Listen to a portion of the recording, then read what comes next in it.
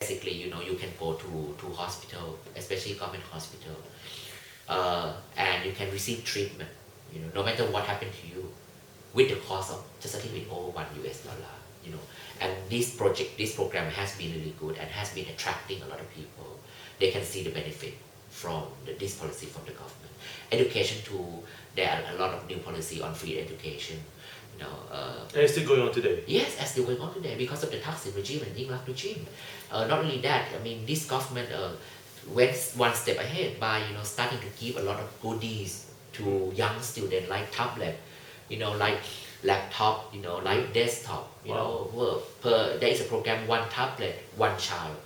I mean, this is very genius idea. I mean, obviously coming from Thaksin team. Even for those who are going to university, it's also provided for? Yes. Wow, not bad. Now, moving forward, the military.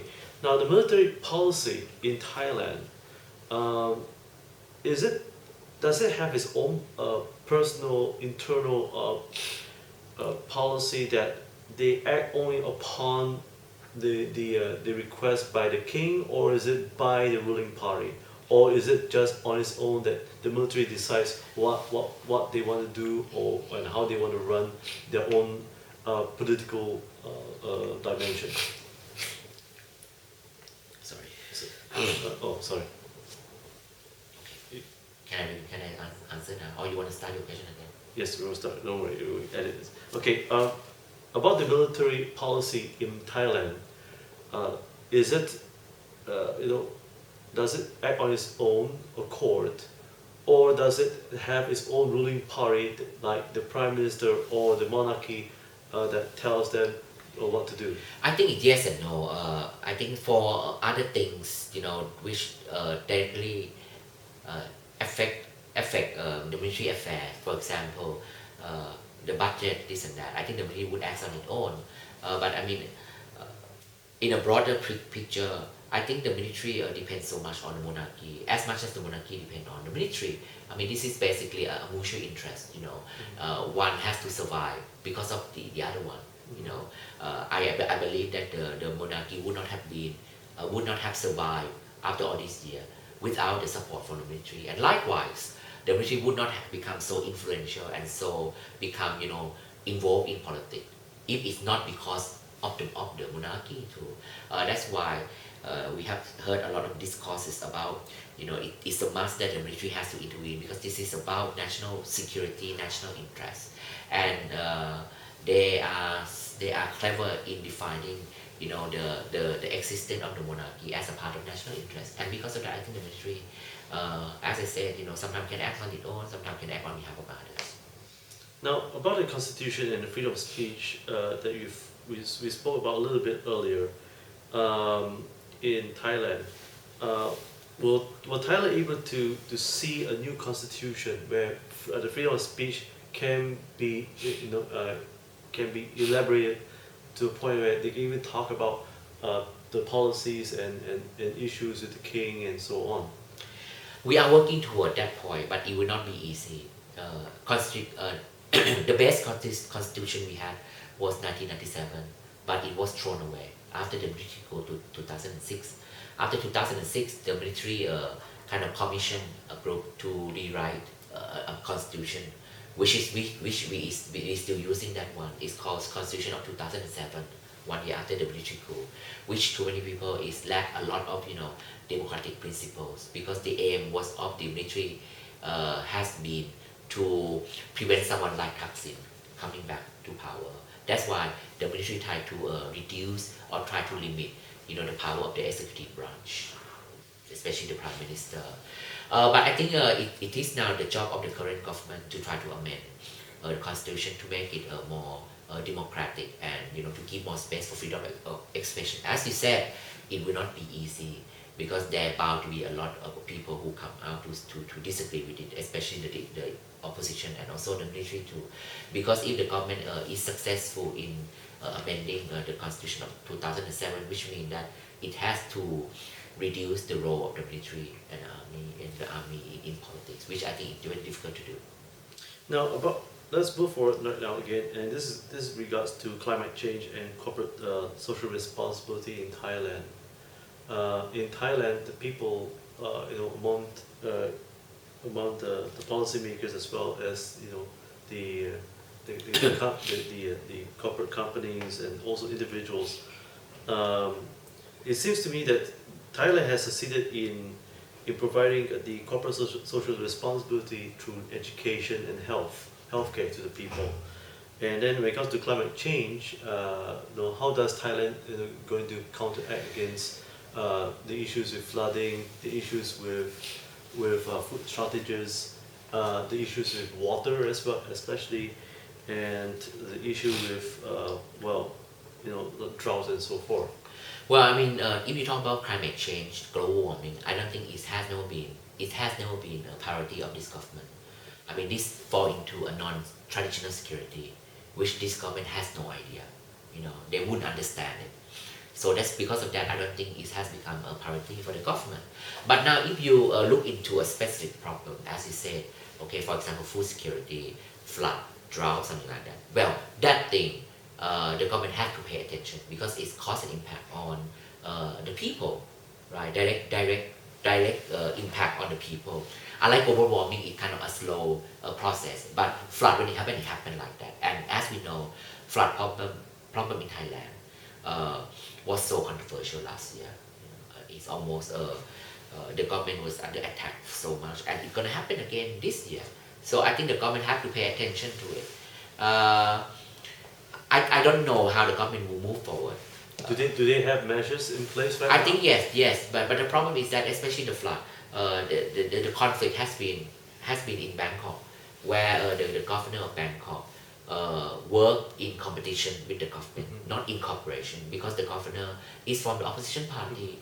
So you see the flood, national disaster become political disaster, and that make the issue even more difficult. I don't know how they will handle. Should there let's say if the rice paddies and their fields and their agriculture being partially destroyed whatsoever, do you foresee that the government will take measures like probably restricting of food exports if should anything happen?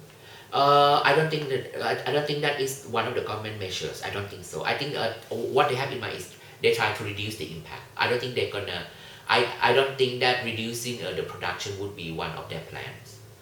I think they still aim to produce as much as they want, even though in reality it would not have been possible.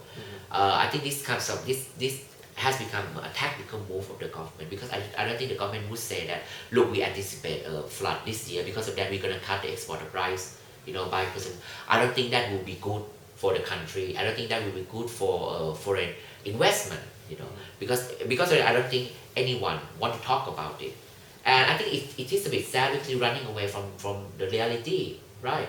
When you have flood, you have to expect that it will reduce your capacity of production will have to be reduced.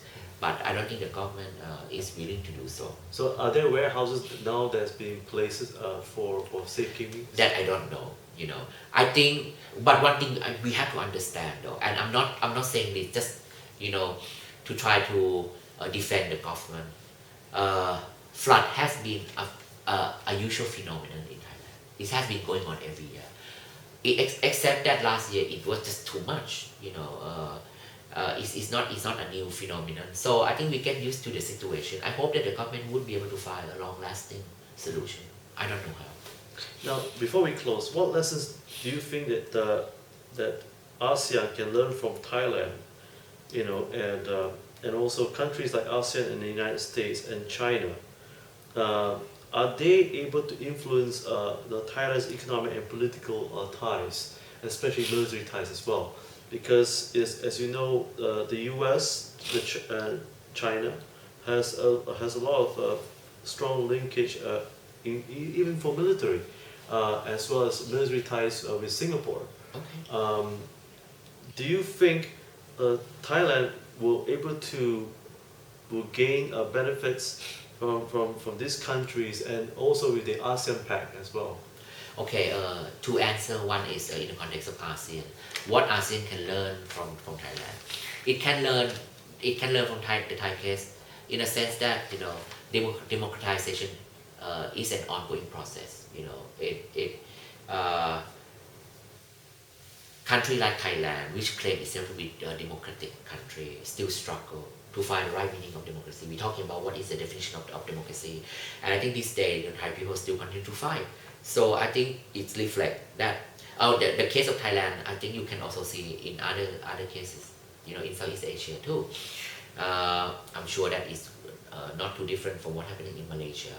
So this is something that Thailand will have to work and we have to become successful. And if it becomes successful, I think it can lend lesson to other countries of East Asia. I hope that Thailand would be learning from Indonesia, because Indonesia has been so successful when it comes to transforming itself from dictatorship, many years of dictatorship into democracy. I hope that the Thai government, the Thai leadership will look into the Indonesian case. Secondly, it's about the conflict, the competition between China and the U.S. I think it has a direct impact on the Thai situation too. I think the two countries have different approaches when they look at the Thai crisis. To put it very briefly, the American has always been close friend to Thailand because we are a military ally, and because of that, the U.S. has also a lot of interest in what's going on in Thailand. But I think the U.S. as the U.S. has always been often intervene in Thailand domestic politics, to the point that a lot of people, especially in the establishment, start to feel uneasy about it, about the extent to which the U.S. has come to intervene into the crisis and try to take side, for example. Whereas the Chinese take a pragmatic approach, the Chinese would never talk about Thai politics, basically stick to non-interference, quid pro quo, in the sense that if Thailand do not talk about what's happening in China, human rights abuses, then China would not want to talk about what's happening in Thailand. Based on this argument, you can now see that Thailand is leaning more and more toward China rather than toward the U.S. But it doesn't mean that we're going to walk away from the U.S. because it's impossible. So I think the competition between them has an impact on the dynamic within the Thai domestic politics. Now about the ASEAN Pac, how do you see countries like Singapore and even Indonesia able to influence Thailand's politics? I think it's difficult for them to do so because, again, there is a golden rule in ASEAN called non-interference. And apart from Indonesia, which I said, this is a reborn nation. Apart from that, every single country in ASEAN, when it comes to politics, they are vulnerable. When they are vulnerable, how dare they have, the guts to tell your neighbor that you are doing something wrong when you are also doing something wrong yourself. So this is a big issue in Thailand. So it's in ASEAN. For example, there are so many cases of human rights abuses. How can the Thai government would say to Vietnam that please free your political prisoner? You cannot abuse human rights. How can Thailand say when Thailand doing the same thing? So similarly, talking about democratization, with respect to Singapore, I love Singapore, have been here so many years. But again, this is a very unique democratic country, if you want to call it that way. One party domination, too many Westerners, this nowhere near, being a democratic country. Because of this vulnerability, I don't think it's difficult for Singapore to tell Thailand what to do. When you have a one party domination. So I think I don't think it will never happen. And I think ASEAN would want to keep domestic. Unless domestic become international issue like the Thai-Cambodian conflict, then it's a different thing. But otherwise, what happened in your own backyard, we do not want to poke, our nose or point finger. So you feel that probably the only police in the world that could tell Thailand what's happening is probably the United States? To a certain extent. I think at the end of the day, the Thai have to get their acts together. There is to a certain extent the U.S. can do it because U.S. Also very divisive as well. There's one side U.S. want to support. There's one side U.S. Want to oppose. It will not work like that. If you come with that agenda, it will never work. Just like it will never work in the case of Myanmar. At the end, the changes in Myanmar has come from within, not from outside. So I think that in the case of Thailand, the Thai people have to deal with it by themselves. Professor Pravin, before we really end, what would be the three key recommendations if you were in power? I mean, what would you like to see the change in Thailand? First thing I think we have to deal with what happened in April and May 2010, because that issue it's just like open wound for many people, for many groups in Thailand, and I think that we all can only do it if we look back to the recent past. If we find out what are the truth, and once we know it, then we have to prosecute. We have to end the culture of impunity. If the military was wrong, then we have to prosecute the military. It's no time now to play nice guy. I think because of that, Thailand could move forward when you return justice to the victims. That is one thing. Second thing is that it's time now for Thailand to talk about the role of the monarchy in politics. It has been for so long that people have been kept in the dark, not know what's happening, not even be able to talk about the monarchy. But Thailand is changing.